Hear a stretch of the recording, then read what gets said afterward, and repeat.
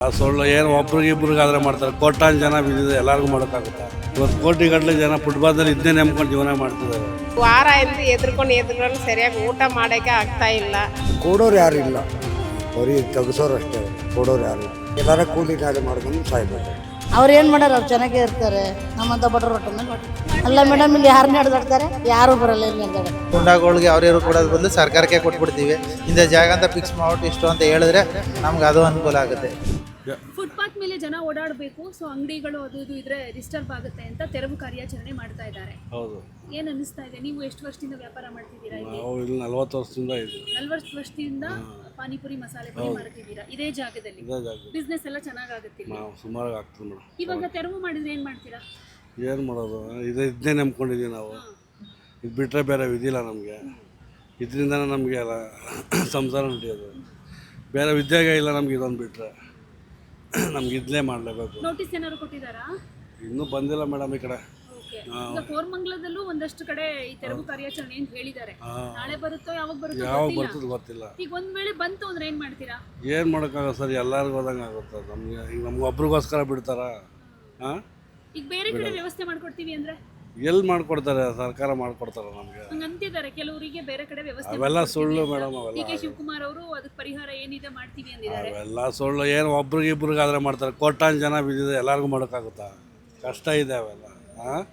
ಇವತ್ತು ಕೋಟಿಗಟ್ಟಲೆ ಜನ ಫುಟ್ಬಾಲ್ದಲ್ಲಿ ಇದನ್ನೇ ನಂಬ್ಕೊಂಡು ಜೀವನ ಮಾಡ್ತಿದ್ದಾರೆ. ಇದು ಬಿಟ್ಟರೆ ಬೇರೆ ವಿಧಿನೇ ಇರಲ್ಲ ಕೆಲವರಿಗೆ.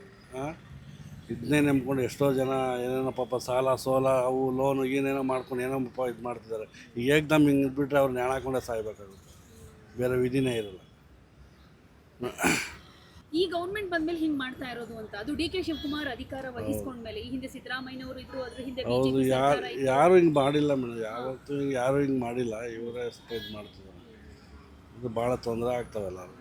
ಇಲ್ಲಿ ನಿಮ್ಮ ಈ ಏರಿಯಾದಲ್ಲಿ ನಿಮ್ಮ ಈ ಪಾನಿಪುರಿ ಗಾಡಿಯಿಂದ ಏನಾದರೂ ಓಡಾಡೋರಿಗೆ, ಈ ಪಾದಚಾರಿಗಳಿಗೆ ಏನಾದ್ರು ಸಮಸ್ಯೆ ಆಗಿದೆಯಾ?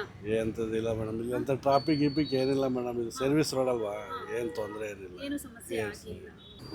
ಇವಾಗ ಫುಟ್ಪಾತ್ ಮೇಲೆ ಇರೋ ಅಂಗಡಿಗಳೆಲ್ಲ ತೆಗೆಸ್ಬೇಕು ಅಂತ ಸರ್ಕಾರ ನಿರ್ಧಾರ ಮಾಡಿದೆ. ಒಂದ್ ಕಡೆಯಿಂದ ಮಾಡ್ಕೊಂಡು ಬರ್ತಾ ಇದೆ, ಪೂರ್ತಿ ಎಲ್ಲಾ ಅಂಗಡಿಗಳನ್ನು ತೆರವು ಮಾಡ್ಕೊಂಡು. ಈಗ ನಿಮ್ದು ಫುಟ್ಪಾತ್ ಮೇಲೆ ಅಂಗಡಿ ಇರೋದು? ಫುಟ್ಪಾತ್ ಮೇಲೆನೆ ಇರೋದು. ಈಗ ಏನ್ ಮಾಡ್ತೀರಾ? ನಿಮಗೆ ಏನಾದ್ರು ನೋಟಿಸ್ ಬಂದಿದ್ಯಾ? ಏನು ಮಾಡಿಲ್ಲ, ಏನು ಕೊಟ್ಟಿಲ್ಲ.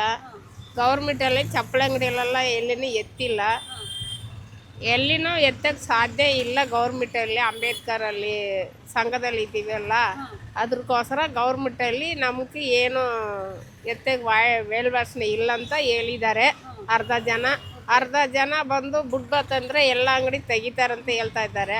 ಅದನ್ನೇ ಇಂದು ಒಂದು ವಾರ ಎಂದು ಎದ್ಕೊಂಡು ಸರಿಯಾಗಿ ಊಟ ಮಾಡೋಕ್ಕೆ ಆಗ್ತಾ ಇಲ್ಲ. ಸುಸ್ತಾಗುತ್ತೆ. ಏನಾಗುತ್ತೆ, 45 ವರ್ಷ ಇಲ್ಲೇ ವಾಸ ಮಾಡ್ತಾಯಿದ್ವಿ ಈ ಅಂಗಡಿಯಲ್ಲೇ. 45 ವರ್ಷ ಎಂದು ಏನು ಗಲಾಟನೇ ಇಲ್ಲ. ಈಗ ಗಲಾಟೆ ನಡೀತಾ ಇರ್ತದೆ. ಏನು ಮಾಡೋದಂತ ಯೋಚನೆ ಮಾಡ್ಕೊಂಡಿದ್ದೀನಿ. ನಮ್ಮದು ಲೈಸೆನ್ಸ್ ಇದೆ, ಏನು ಪ್ರಾಬ್ಲಮ್ ಇಲ್ಲ ಅಂತಾರೆ ಅರ್ಧ ಜನ ಪ್ರಾಬ್ಲಮ್ ಇದೆ ಅಂತ ಹೇಳ್ತಾ ಇದ್ದಾರೆ. ಏನು ಮಾಡೋಣ ಹೇಳಿ?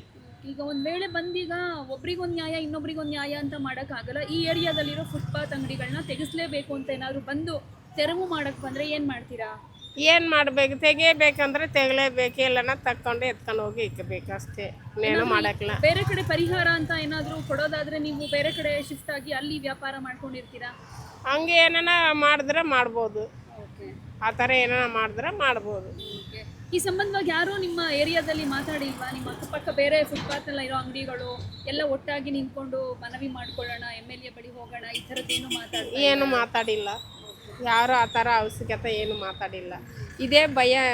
ಒಂದು ವಾರ ಅಂದರೆ ಇದೇನೇ ಸ್ವಲ್ಪ ನನಗೆ ಭಯ ಆಗುತ್ತೆ. ಏನು ಮಾಡೋದಂತ ಯೋಚನೆ ಮಾಡ್ಕೊಂಡಿದ್ದೀನಿ. ಸರ್, ಎಷ್ಟು ವರ್ಷದಿಂದ ಇಲ್ಲಿ ಫುಟ್ಪಾತ್ ಮೇಲೆ ವ್ಯಾಪಾರ ಮಾಡ್ತಿರೋದು ನೀವು? ಕಬ್ಬಿನ ಹಾಲು ಅಂಗಡಿ 9 ವರ್ಷ. 9 ವರ್ಷ. 9 ವರ್ಷ. ಈಗ ನಿಮಗೆ ಗೊತ್ತಿದೆ ಗೌರ್ಮೆಂಟ್ ಏನು ಮಾಡ್ತಿದೆ ಅಂತ. ಫುಟ್ಪಾತ್ ಮೇಲೆ ಇರೋ ಅಂಗಡಿಗಳನ್ನೆಲ್ಲ ತೆಗೆಸ್ತಾ ಇದ್ದಾರೆ. ಈಗ ನಿಮಗೇನಾದ್ರು ನೋಟಿಸ್ ಬಂದಿದೆಯಾ? ತೆಗಿತಾರೆ ಅಂತ ಆತಂಕ ಏನಾದರೂ ಇದೆಯಾ?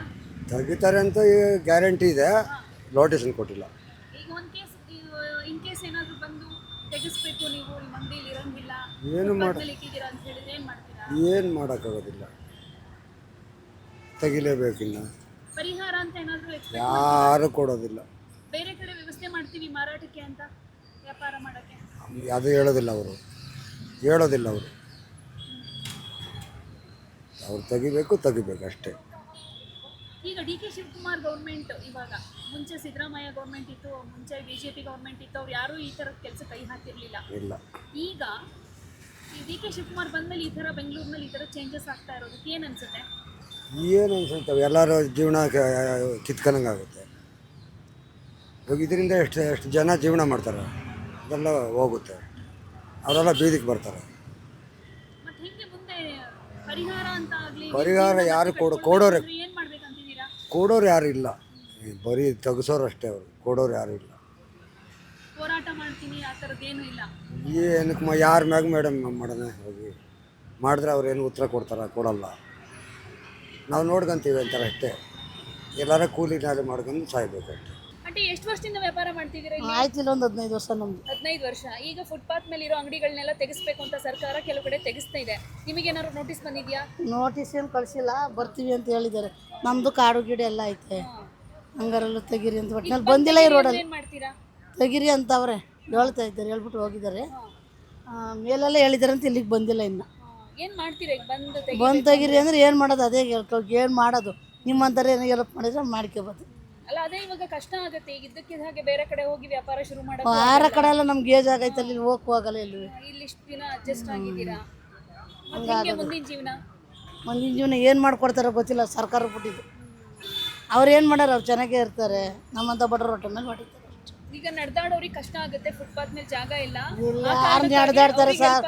ಅಂತ ಅಲ್ಲ ಮೇಡಮ್, ಇಲ್ಲಿ ಯಾರು ನಡೆದಾಡ್ತಾರೆ? ಯಾರೂ ಬರಲ್ಲ ಇಲ್ಲಿ ನಡೆದಾಡಕ್ಕೆ.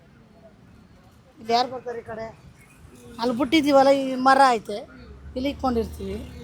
ಇಲ್ಲೇನಂತ ಜನನೇ ಬರಲ್ಲ. ಇಲ್ಲಿ ಬಂದ್ರೆ ಏನು ಆ ಕಡೆ ಸೈಡಲ್ಲಿ ಒಂದು ಸೈಡ್ಗೆ ಹಾಕೊಳ್ಳಿ ಅಂದ್ರೆ ಹಾಯ್ಕೋಬೋದು, ಎತ್ತು ಬಿಟ್ರೆ ಅದು ಕಷ್ಟ. ಅದಕ್ಕೆ ಏನು ಮಾಡ್ತಾರೆ? ಫುಟ್ಪಾತ್ ಮೇಲೆ ಇರೋ ಅಂಗಡಿಗಳನ್ನೆಲ್ಲ ತೆಗಿಸ್ಬೇಕು ಅಂತ ಸರ್ಕಾರ ಕೆಲವು ಕಡೆ ತೆರವು ಕಾರ್ಯಾಚರಣೆ ಮಾಡಿದೆ. ಇಲ್ಲಿ ನಿಮ್ಗೆ ಏನಾದ್ರು ನೋಟಿಸ್ ಬಂದಿದ್ಯಾ? ಇಲ್ಲಿ ನೋಟಿಸ್ ಬಂದಿಲ್ಲ ಮೇಡಮ್, ಈ ಕಡೆ ಏನು ಬಂದಿಲ್ಲ. ಅವ್ರು ಹೇಳ್ತಾ ಇದ್ದಾರೆ 20% ಅಂತ ಮೇನ್ ಸಿಟಿಲಿ ತೆಗಿತಾ ಇದ್ದಾರೆ. ಇನ್ನು ಈ ಕಡೆ ಬಂದಿಲ್ಲ. ಏನಾರು ಬಂದರೆ ತುಂಬ ಕಷ್ಟ ಆಗುತ್ತೆ.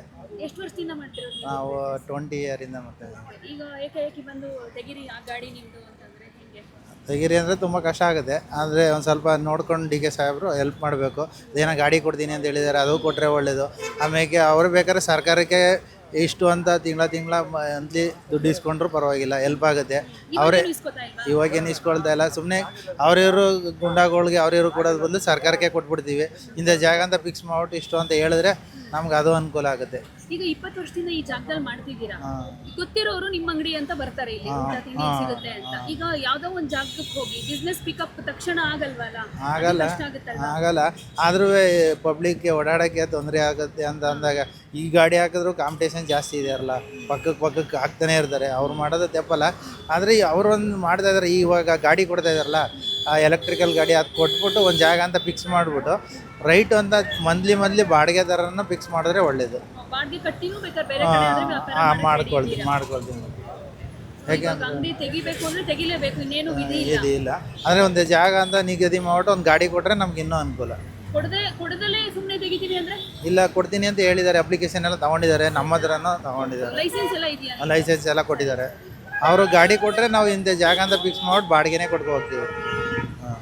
Okay, thank you. ಯಾವುದೇ ಸುದ್ದಿಯ ಅಪ್ಡೇಟ್ ಅನ್ನ ಮಿಸ್ ಮಾಡ್ಕೊಳ್ಬಾರ್ದು ಅಂದ್ರೆ ಈಗ್ಲೇ ಒನ್ ಇಂಡಿಯಾವನ್ನ ಸಬ್ಸ್ಕ್ರೈಬ್ ಮಾಡಿ. ನಿಮಗೆ ಬೇಕಾದ ಭಾಷೆಯಲ್ಲಿ ಎಲ್ಲಾ ಸುದ್ದಿ ತಿಳಿಬೇಕು ಅಂದ್ರೆ ಒನ್ ಇಂಡಿಯಾ ಆಪ್ ಅನ್ನ ಡೌನ್ಲೋಡ್ ಮಾಡ್ಕೊಳ್ಳಿ.